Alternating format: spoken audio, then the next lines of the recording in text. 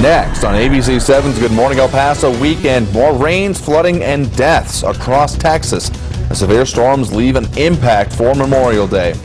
But it's a party in El Paso. I'll look at the action going into the late nights on downtown. And an international artist hoping to bring more awareness and action to the ongoing problems in our sister cities. The Storm Track weather, Iris. We saw those hot temperatures yesterday. Will we see them again today? What about winds? I'll let you know coming up. There's all the news you need to start your Sunday, May 29. ABC 7's Good Morning El Paso weekend starts right now. Live, where news comes first. From the Mesilla Valley and Las Cruces to El Paso and the borderland. This is ABC 7's Good Morning El Paso weekend. Well, good morning, El Paso, and thank you for joining us. I'm Andrew J. Polk. It's the second major set of floods to happen in Texas so far this year. Across the state, cities are getting pounded by rain.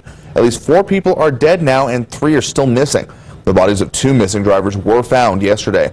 After torrential rains overfilled rivers and waterways, the threat of severe weather has lessened in Texas over the long Memorial Day weekend. The focus now is on homes that could be flooded by slowly rising waters.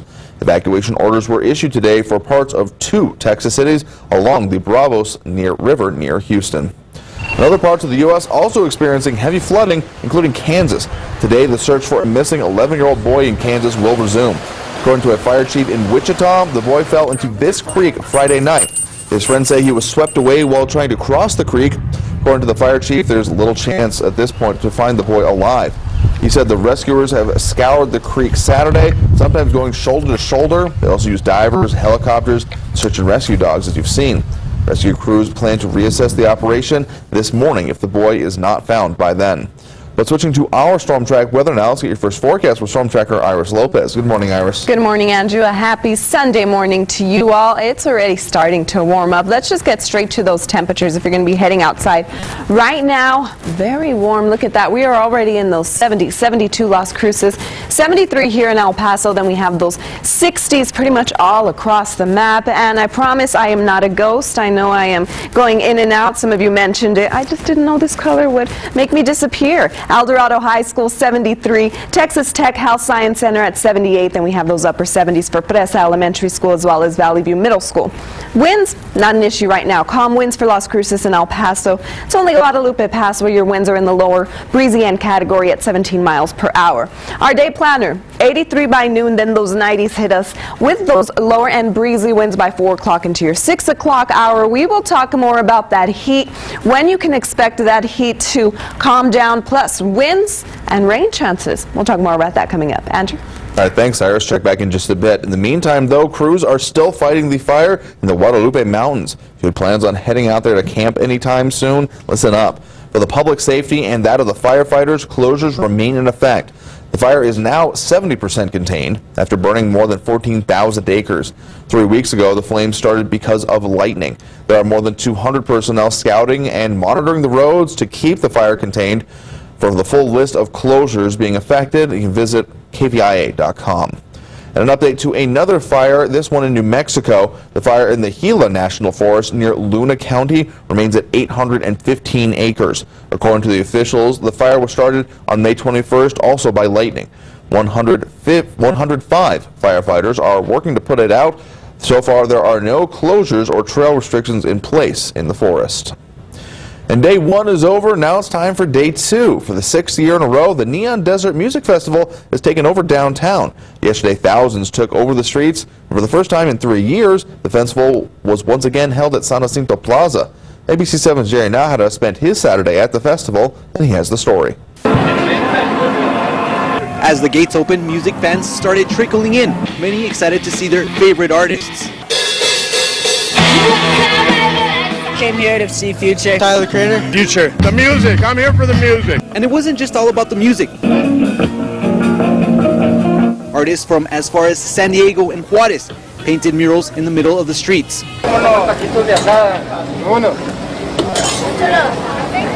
Thank you. Food vendors served up tacos. Even skate ramps graced the festival. But for many, the star of the show was the opening of San Jacinto Plaza. They say it made a huge impact on the festival. I was born and raised here, and it broke my heart that it took so long for it to be shut down, but it's better than ever. You know, and I really like the grass here, and it's just great scenery, and I don't know, I think it's great for the city. And it creates something new, and it brings something, you know, different to El Paso. It opens up a whole different level for Neon Desert, and it's honestly beautiful. And although the night wasn't over for those enjoying the dance, they are already thinking about next year. Would you come back again next year? Oh, definitely. Even if I don't like anybody in the lineup, I will come back. Another 35 bands are set to take the stage today. Today, gates open at 3 and the fest goes until about 1:30 in the morning, and that was Jerry Nahara reporting. An international artist is looking to shed some light on some of the terrible issues that have plagued Juarez in the recent past.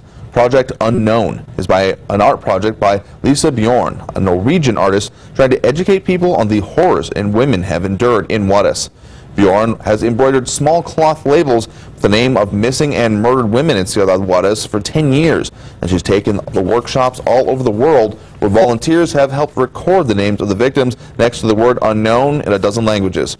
Bjorn says she hopes to spread the word of what Juarez and its lost daughters have gone through by involving international communities in the storytelling. When you were embroidering that name and you hear the story of that, not that woman, but that story of the women, I think you listen better.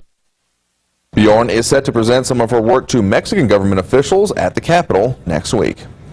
And this holiday weekend is more than just an extra day of work from work or school, although for some people, Memorial Day is celebrated by cookouts and spending time with friends and family. The meaning behind Memorial Day is to remember those who have made the ultimate sacrifice fighting for our freedom. And it's on this holiday that a group of El Pasoans has gathered to learn more about the sacrifice and traditions that some say made our nation's existence possible. At the EPCC Law Enforcement Training Academy, about a dozen El Pasoans are spending their Memorial Day weekend a little differently. A lot of people give this July 4th, 1776 is the birth of this nation.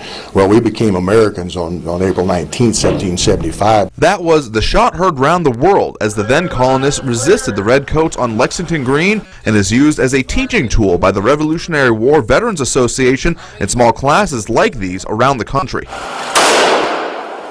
The instructors here say the class is as much about civics as it is marksmanship, teaching the values that they say this country was founded on, along with better shooting. Well, it's not something that you can necessarily learn off a video game. Okay, it was something that's got to be done, physically done, and there's a lot of things, a lot of little details to it to be an excellent rifleman, and that's what we want, is people to at least give them the tools that they need to become an excellent rifleman shot. Organizers are hoping this class will help attract more to future events in our area, drawing out young and old, veteran and civilian alike to learn more about shooting and our history. They give person-to-person help to everyone.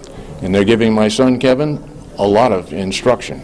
I think it's a really good thing. I think it's good to teach people how to shoot like with proper technique and like with these traditional techniques. I think it's a very good thing, and I don't know, I have a lot of fun so far. The stuff they show me, I learn more to shoot and be better. And to find out more about Project Appleseed, you can click on this story over on our website, KVIA.com. And with the music festival, the balloon fest, and plenty of other activities to do this weekend, there's another thing to do on top of all those other events going on. In Las Cruces, the Red, White, and Brew Festival is going on this weekend at NMSU. 14 wineries and 4 breweries are on hand for people to try. You can also get a taste of some out-of-town favorites as well from all over Arizona. The owner of Don Quixote in Los Alamos says they're excited for folks to expand their taste buds. It's a chance for us to have people in the state taste our products. It's also a way for us to get our brands out. Red, White, and Brew will be around until Monday. You have plenty of time to go and check it out. And it's not technically hurricane season yet, but coming up on Good Morning El Paso weekend, that doesn't mean that storms aren't already ramping up. What's coming to the East Coast this morning. And later, controversy on all sides, the major legal struggles all major candidates in the race for the presidency are going through right now. It is 8:09 right now, right before 8:10, taking a live look at traffic this morning. Loop 375 at Bob Hope moving along just fine. We have no major traffic problems to report. Not many people out on the road for the start of your Sunday morning on this Memorial Day weekend. Not much traffic over there at Loop 375 or the other parts or northern parts as well. And again, all looking pretty nice out there. But in storm track weather, Iris. We're going to talk about what you can expect for today, all those events, plus your Memorial Day. I'll let you know what you can expect on that day too. Watching ABC 7, where news comes first.